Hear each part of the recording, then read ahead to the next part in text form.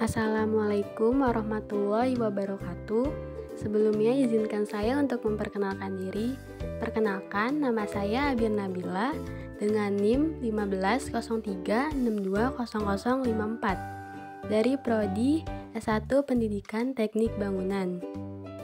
Di sini saya akan mempresentasikan media pembelajaran yang saya pilih, yaitu media PowerPoint dan media video animasi dengan model pembelajaran Problem Based Learning. Mata pelajaran yang saya pilih yaitu dasar-dasar konstruksi bangunan dengan kompetensi dasar menganalisis jenis dan fungsi struktur bangunan berdasarkan karakteristik dengan IPK atau indikator pencapaian kompetensi, yaitu ada 3. Yang pertama menyebutkan jenis-jenis struktur bangunan berdasarkan karakteristiknya. Yang kedua menjelaskan jenis-jenis struktur bangunan. Dan yang terakhir atau yang ketiga merencanakan bangunan rumah tinggal sederhana. Materi yang akan dibahas yaitu ada 4. Yang pertama ada pengertian struktur bangunan, yang kedua jenis-jenis struktur bangunan, dan yang ketiga elemen struktur bangunan, dan yang terakhir atau yang keempat fungsi struktur bangunan. Langsung saja kita ke materinya. Yang pertama itu ada pengertian struktur bangunan. Apa itu struktur bangunan? Struktur bangunan adalah bagian-bagian dari sebuah bangunan yang membentuk bangunan tersebut. Bagian struktur bangunan tersebut mulai dari fondasi, balok, kerangka, pelengkung, dinding, dan lainnya. Struktur-struktur ini berfungsi untuk mendukung elemen-elemen konstruksi lain, seperti interior dan arsitektur bangunan. Elemen-elemen struktur rangka bangunan memang memiliki fungsi berbeda, tetapi tujuannya tetap sama. Lalu yang kedua itu ada jenis-jenis struktur bangunan. Jenis-jenis struktur bangunan dibagi menjadi 3. Yang pertama ada struktur bawah bangunan, dan yang kedua ada struktur tengah bangunan, dan yang ketiga ada struktur atas bangunan. Nah, yang pertama struktur bawah adalah bagian-bagian bangunan yang terletak di bawah permukaan tanah. Contohnya itu adalah fondasi, basement, dan roof. Dan yang kedua itu ada struktur tengah bangunan. Bagian struktur tengah berada di antara tanah dan atap. Ini termasuk dinding, kolom, dan lain-lainnya. Dan yang ketiga itu ada struktur atas bangunan. Untuk bagian struktur yang paling atas berfungsi sebagai penopang atap yang berbentuk memanjang ke atap. Contohnya itu seperti kerangka atau kerangka atap dan lain-lainnya. Berikut adalah gambar dari jenis-jenis struktur bangunan. Ada bagian bawah. Bagian bawah itu ada pondasi dan urugan tanah dan balok beton.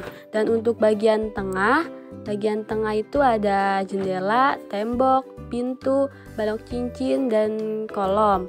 Dan untuk bagian atas itu ada rangka atap.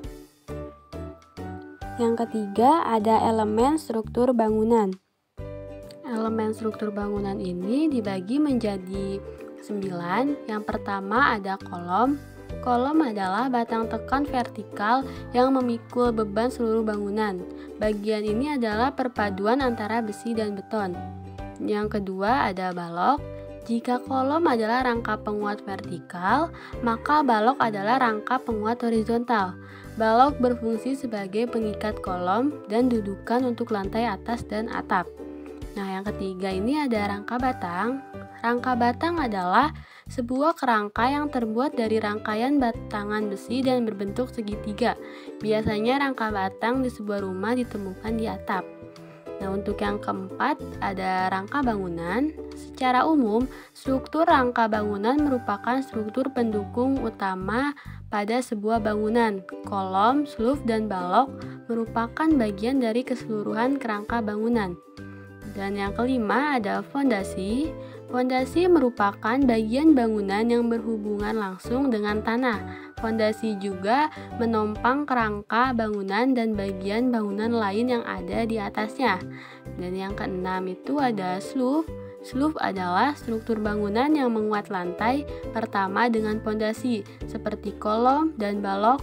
Roof ini harus bersifat kuat. Selanjutnya, yang ketujuh ada dinding. Dinding membatasi dan melindungi suatu area. Selain itu, dinding juga berfungsi sebagai batas bangunan dan juga mendukung kekuatan bangunan. Yang kedelapan ada terowongan dan basement. Beberapa bangunan memiliki elemen struktur bangunan bawah tanah, namun ini tidak wajib. Bangunan bawah tanah ini bisa digolongkan sebagai terowongan dan basement. Kedua elemen struktur bangunan ini berfungsi untuk mengakali keterbatasan lahan. Dan yang kesembilan ada atap. Atap merupakan elemen utama struktur bangunan yang menutup atasnya sebuah bangunan. Semua bangunan harus memiliki atap agar penghuninya terlindung dari panas matahari dan kondisi cuaca yang lain seperti hujan. Selanjutnya yang keempat ada fungsi struktur bangunan.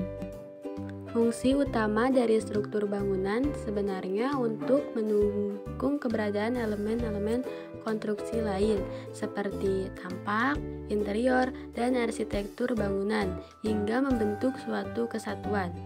Oleh karenanya, meski memiliki tujuan yang sama, elemen-elemen yang terkandung pada struktur bangunan memiliki fungsi dan kegunaannya masing-masing.